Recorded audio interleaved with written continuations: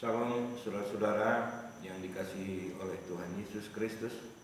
Pada hari ini adalah ibadah kita yang kedua, di mana saya sampaikan yang kedua karena ini adalah 2 minggu kita tidak bisa melakukan ibadah atas saran anjuran pemerintah.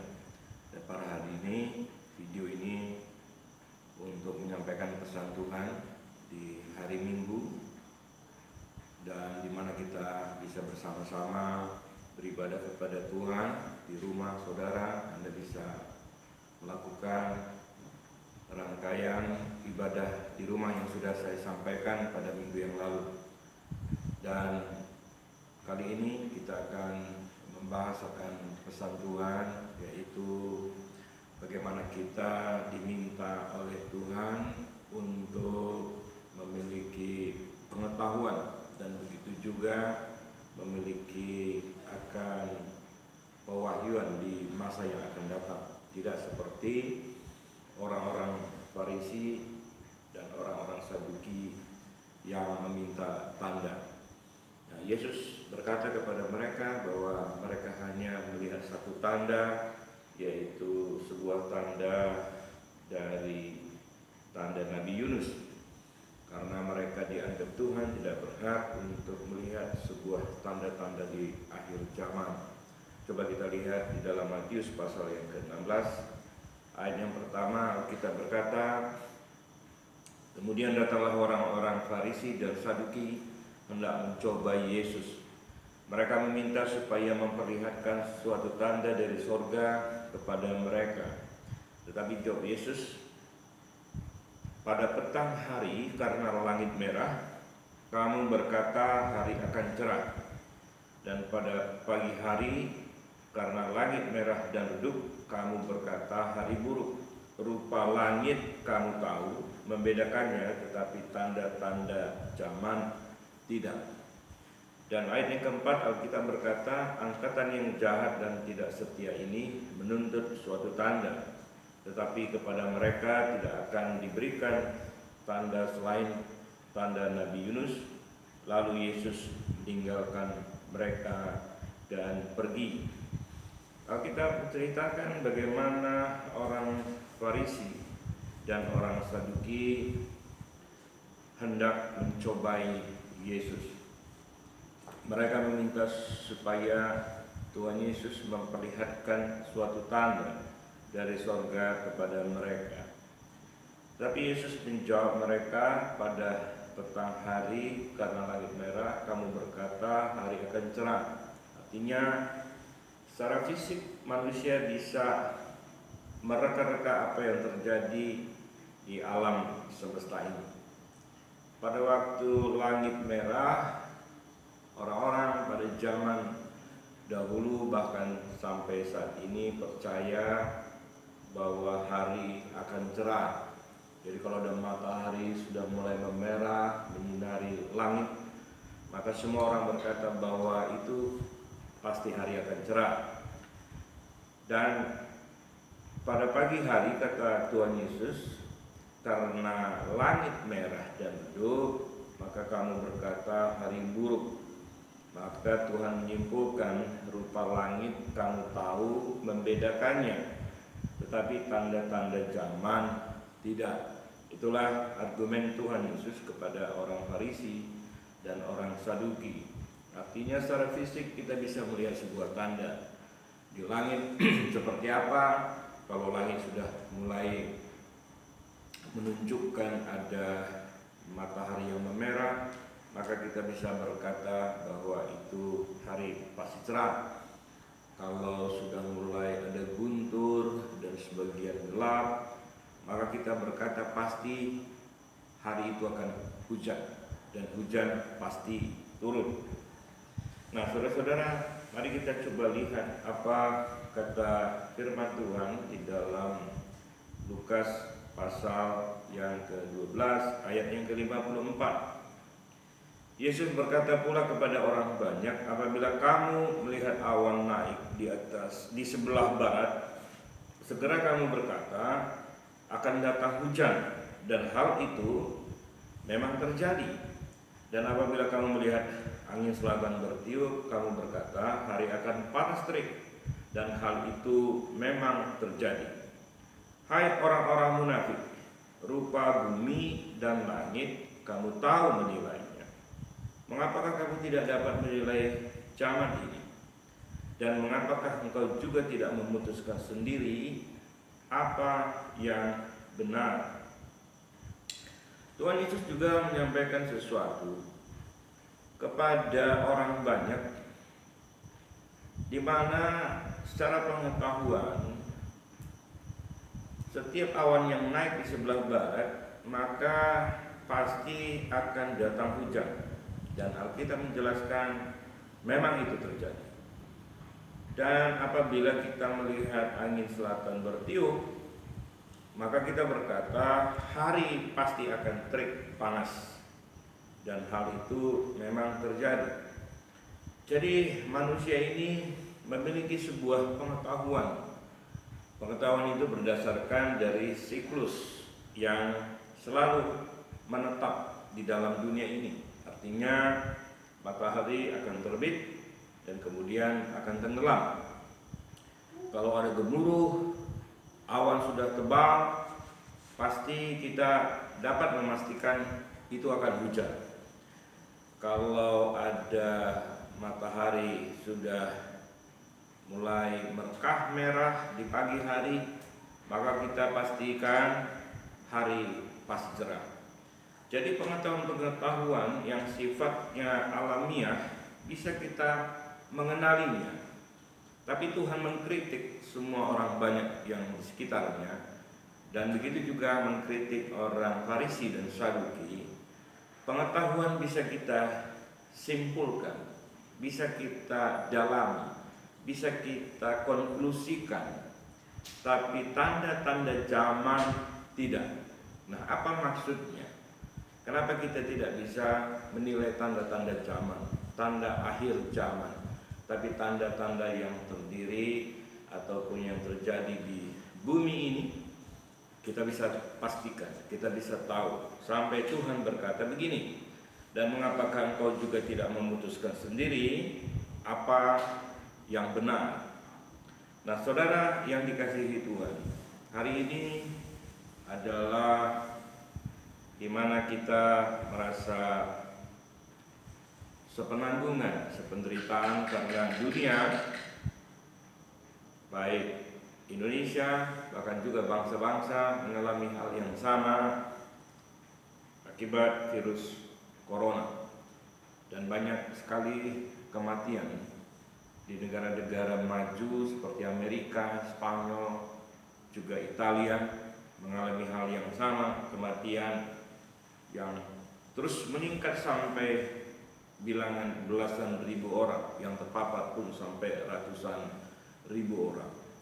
Dan pemerintah kita sudah banyak melakukan policy untuk bisa rakyat Indonesia aman dari paparan virus corona ini. Salah satunya adalah menjaga jarak. Nah, di situ banyak orang melihat bagaimana wabah ini dikaitkan dengan tanda-tanda zaman, dikaitkan dengan Alkitab. Dan sebagian hamba Tuhan mengatakan bahwa ini adalah hukuman dari Tuhan bagi orang-orang yang tidak percaya kepadanya. Sebagian lagi berkata inilah tanda-tanda dari akhir zaman. Dan sebagian di Al-Quran dituliskan bahwa salah satu tanda akhir zaman kalau Dajjal itu turun sampai Imam Mahdi dan Nabi Isa itu kembali ke bumi. Itu kitab dari saudara sepupu kita mengatakannya. Dan kita bisa cukup memahami apa yang dikatakan oleh hamba-hamba Tuhan itu tentang di akhir zaman ini, bahwa semua sepakat kalau ada sebuah tanda-tanda yang diukur dari apa yang dikatakan firman Tuhan di dalam kitab Wahyu, kita sepakat, karena itulah yang menjadi pedoman bagi kita. Nah, apa yang dimasukkan kitab Wahyu itu. Mari kita lihat di dalam Wahyu pasal yang pertama. Alkitab berkata begini, inilah wahyu Yesus Kristus yang dikaruniakan Allah kepadanya, supaya ditunjukkannya kepada hamba-hambanya apa yang harus segera terjadi. Dan oleh malaikatnya yang diutusnya, ia telah menyatakannya kepada hambanya Yohanes. Yohanes telah bersaksi tentang firman Allah dan tentang kesaksian yang diberikan oleh Yesus Kristus, yaitu segala sesuatu yang telah dilihatnya. Berbahagialah ia yang membacakan dan mereka yang mendengarkan kata-kata nubuat ini dan yang menuruti apa yang ada tertulis di dalamnya, sebab waktunya sudah dekat. Wahyu yang diberikan oleh Yesus Kristus kepada Yohanes diawali dari kitab Wahyu pasal yang pertama ini. Jelas Alkitab menjelaskan kepada kita bahwa wahyu ini menunjukkan kepada hamba-hambanya apa yang harus terjadi. Artinya Alkitab menuntun kita untuk apa yang akan terjadi. Jadi bukan sekedar kita anak Tuhan berpengetahuan, ada pagi, ada siang, ada sore, ada malam, dan 24 jam itu berputar dari pukul 12 malam hingga kembali lagi bertemu pukul 12 malam, maka semua sepakat bahwa itu adalah satu hari satu malam. Bukan sekedar hanya itu yang kita pahami. Ternyata Tuhan berkata ekstrim sekali kepada orang Farisi dan Saduki. Semua yang terjadi di dunia ini kita bisa jelaskan, kita bisa pahami, tapi tanda-tanda akhir zaman tidak ada satupun mereka diberi hak, kecuali hanya satu tanda, yaitu Nabi Yunus. Mengapa Tuhan tidak berikan hak untuk mereka melihat akan sebuah tanda-tanda yang akan terjadi di akhir zaman? Atau seperti kitab Wahyu ini katakan, supaya ditunjukkannya kepada hamba-hambanya apa yang harus segera terjadi. Mereka disempitkan untuk tidak bisa melihat tanda-tanda yang ajaib selain tanda Nabi Yunus. Mengapa demikian? Kita bertanya-tanya, sebab apa Tuhan tidak bisa menganugerahkan untuk melihat sebuah tanda-tanda yang akan datang? Saudara, kalau kita mempelajari bahwa semua itu adalah pemberian Tuhan dan itu adalah anugerah, kita harus meyakini bahwa orang-orang Farisi dan orang Saduki bahwa mereka ini tidak berhak menerima anugerah itu. Jadi setiap orang yang menerima anugerah adalah sesuatu yang ajaib dalam kehidupannya. Karena menilai tanda-tanda di akhir zaman pun, saya menilai itu merupakan anugerah buat anak-anak Tuhan. Tapi tidak kepada orang Saduki, tapi tidak kepada orang Farisi. Karena Tuhan berkata hanya diberi satu tanda bagi mereka, tanda Nabi Yunus. Nah, mengapa bisa demikian? Kalau kita kembali pada Matius pasal yang ke-16 ini, ayat yang keempat, Alkitab mengatakan begini, angkatan yang jahat dan tidak setia ini, sebagai alasannya, kalau saya baca selengkapnya, angkatan yang jahat dan tidak setia ini menuntut suatu tanda. Jadi orang yang sebenarnya melawan dari prinsip-prinsip Alkitab itu disebut angkatan yang jahat. Orang-orang yang mencobai Tuhan itu merupakan angkatan yang jahat. Dan orang-orang, ada kelompok orang Farisi dan Saduki ini dikelompokkan Tuhan angkatan yang jahat dan tidak setia. Kata tidak setia saya menyimpulkan sederhana. seorang yang sudah menerima firman Tuhan tapi tidak melakukannya, itu adalah ciri-ciri orang tidak setia. Ciri-ciri orang tidak setia antar hubungan pemimpin dengan bawahan bisa disimpulkan oleh pemimpin ketika pemimpin mengatakan sesuatu tapi bawahannya tidak mengikutinya. Itu adalah ciri-ciri orang tidak setia. Gembala sudah banyak menyampaikan sesuatu tapi jemaat tidak setia melakukannya. Nah, antara orang tua dan anak, apabila orang tua menyampaikan sesuatu tapi anak tidak mau mematuhi dan tidak mau melakukannya, maka itu disebut juga tidak setia. Bagaimana pemerintah juga menyarankan kepada kita agar kita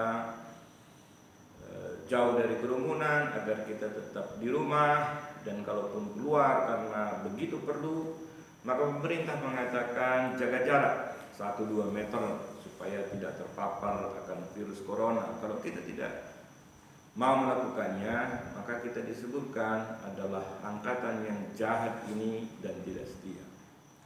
Saudara, banyak hal yang kita tidak bisa dapatkan anugerah dari Tuhan kalau kita tidak setia.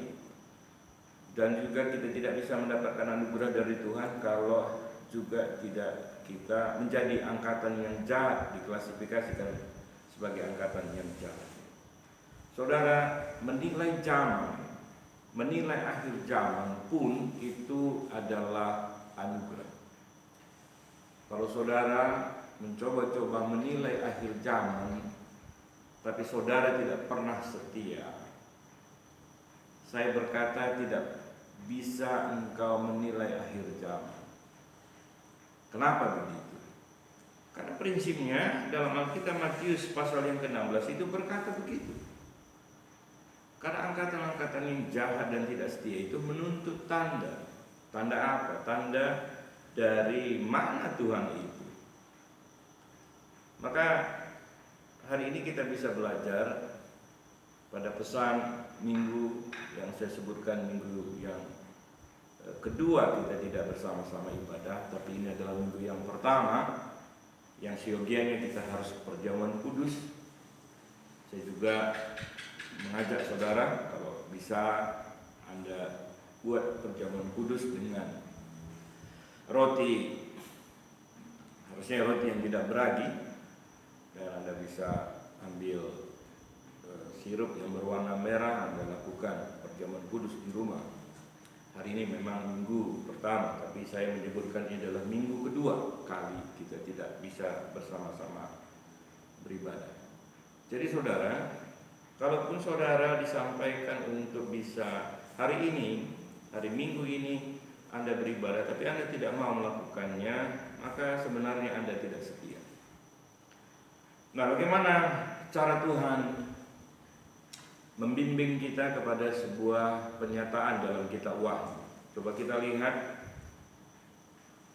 di dalam Wahyu pasal,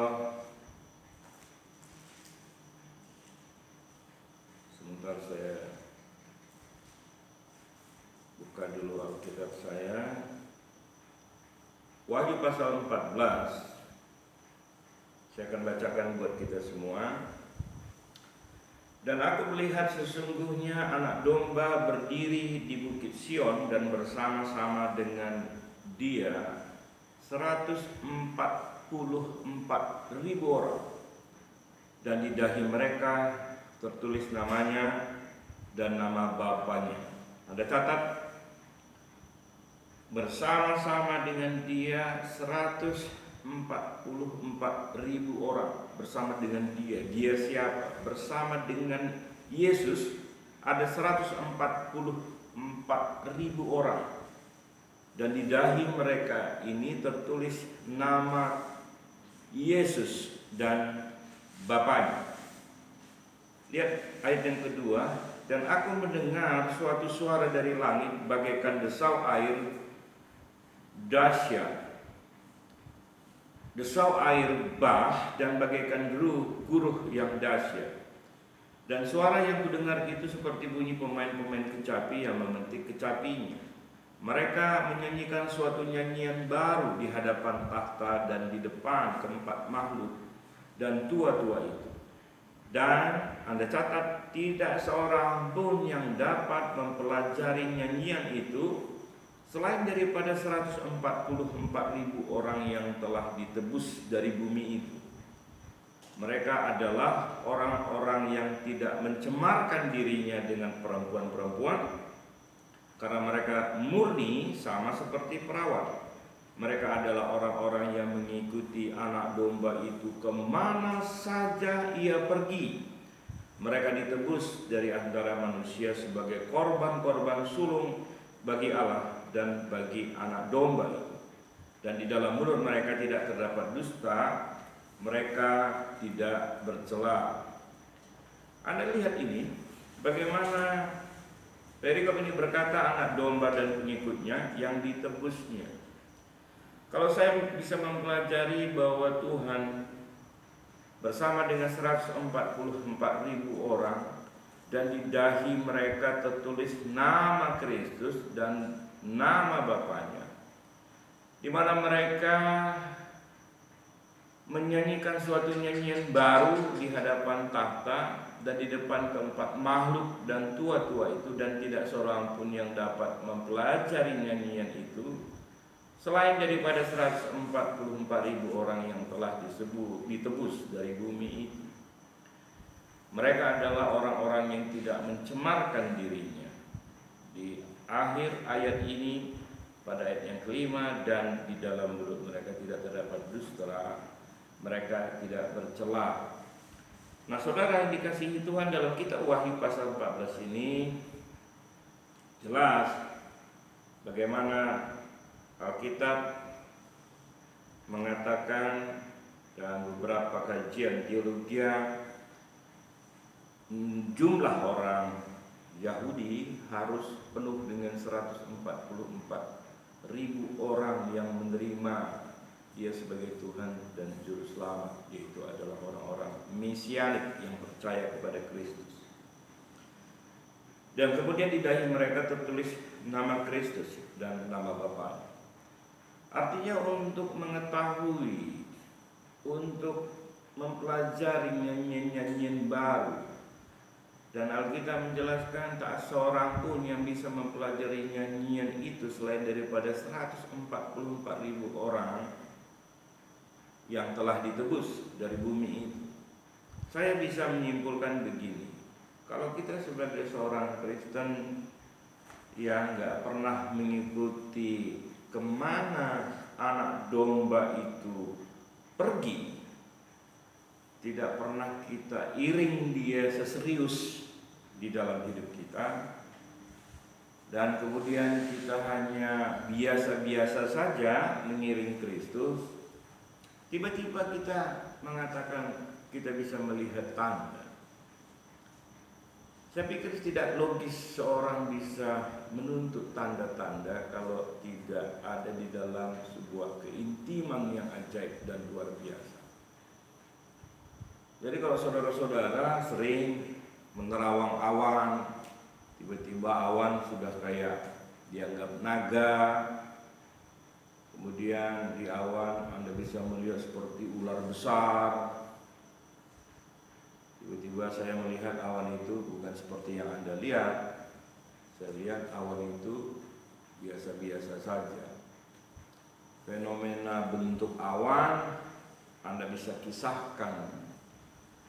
Kemudian sekarang lagi marak tontonan di Spanyol, orang tiba-tiba bersujud.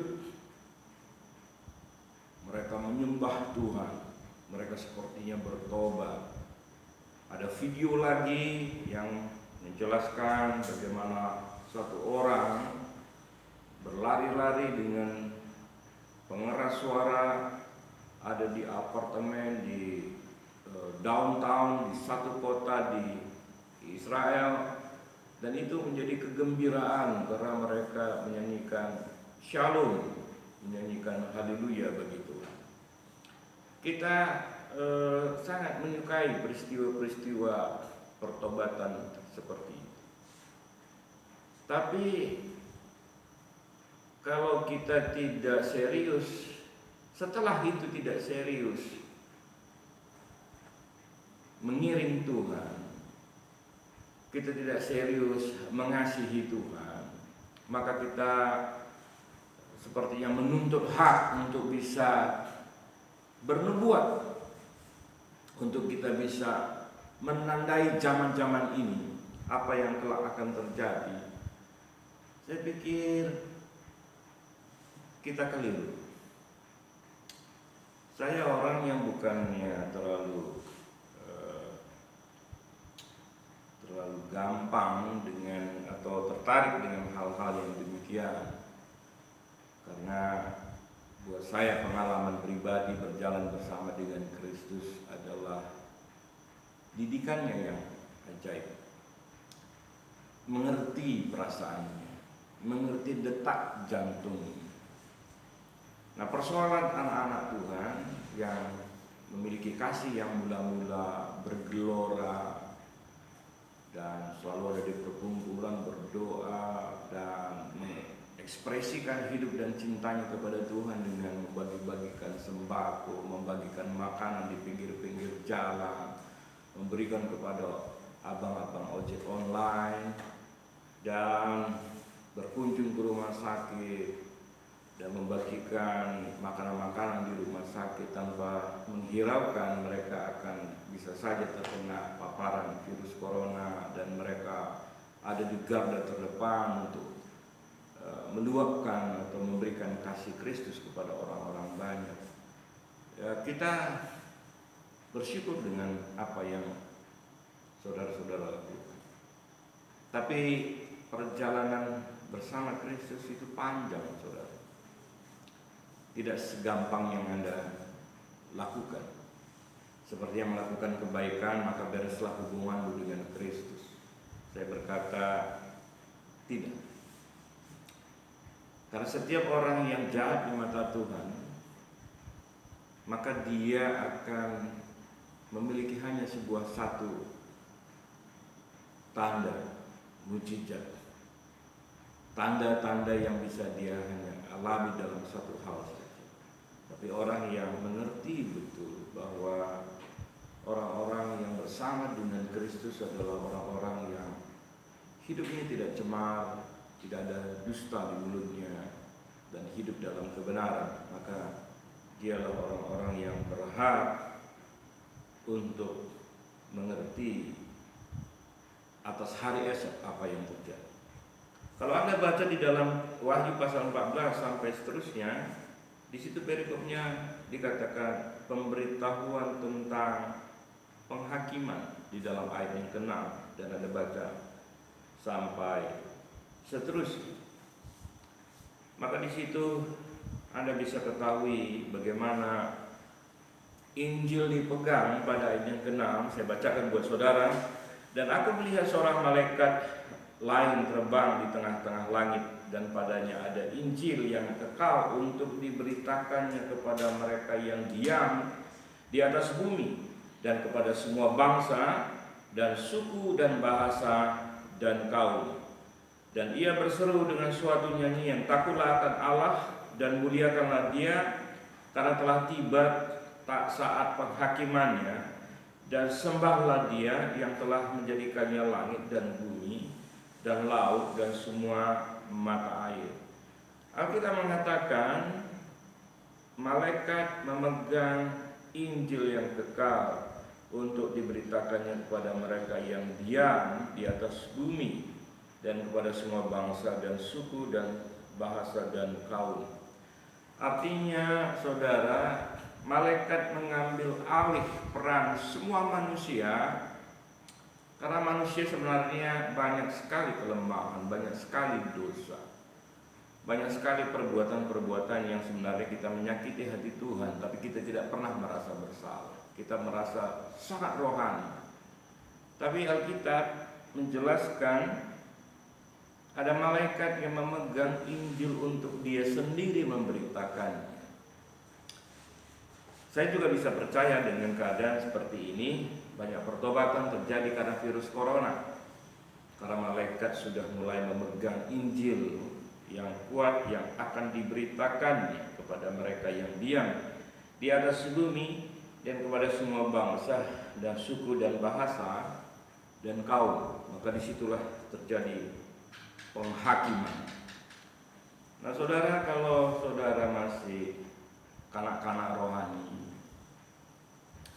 baru bertobat setahun, 2 tahun, 3 tahun, 5 tahun, dan Anda merasa lebih super dari yang lain, Anda sepertinya lebih bernilai di mata Tuhan daripada yang lain. Itu tanda kecongkakan hati, tanda Anda tidak rendah hati. Saudara yang dikasihi Tuhan, belajarlah berjalan bersama dengan Tuhan. Mulai Anda mendengarkan pesan Tuhan, belajarlah dengan apa yang Dia mau. Kalau Anda harus dididik, relakanlah engkau dididik. Jangan banyak menuntut hal-hal yang lain. Berjalan bersama dengannya, pelajari apa yang Dia mau, renungkan dan pikirkan apa yang menjadi pikirannya, dan berjalanlah seperti Alkitab katakan, anak domba itu pergi, mereka orang-orang yang mengikut anak domba itu pun bersama-sama pergi kemana anak domba itu berada. Artinya di mana Yesus, di situ kita. Nah saudara, hari ini saya mau berpesan kepada saudara, cobalah jangan terlalu banyak menilai tanda-tanda. Artinya hari ini ada COVID-19, Anda diminta pemerintah harus jaga jarak, tinggal di rumah, jangan berkerumun, ikuti saja dan kasihi Tuhan. Terus cintai, ikuti apa kemauan, ikuti apa kata firman, lakukan apa yang Dia kehendaki. Tidak usah banyak variasi sana sini, itu saja Anda kerjakan. Beribadahlah kalau nanti kita sudah beribadah dengan baik, beribadahlah dengan kuat, dan berdoalah, baca firman di rumah. Jangan terlalu banyak menuntut tanda-tanda, karena kita tidak sempurna untuk bisa melihat tanda-tanda itu. Karena tanda-tanda itu memang sudah dituliskan oleh kitab Wahyu, pewahyuan yang diterima oleh Yohanes. Pedomani saja itu. Jangan tambah-tambahkan tanda-tanda yang lain, karena semua tanda ada di kitab Wahyu. Itu saja menjadi pesan buat saudara, dan aktivitaslah seperti biasa, anjuran pemerintah itu ditaati. Mohon doa, Mazmur 91 Anda deklarasikan, tapi ingat Mazmur 91 ayat 14 itu hanya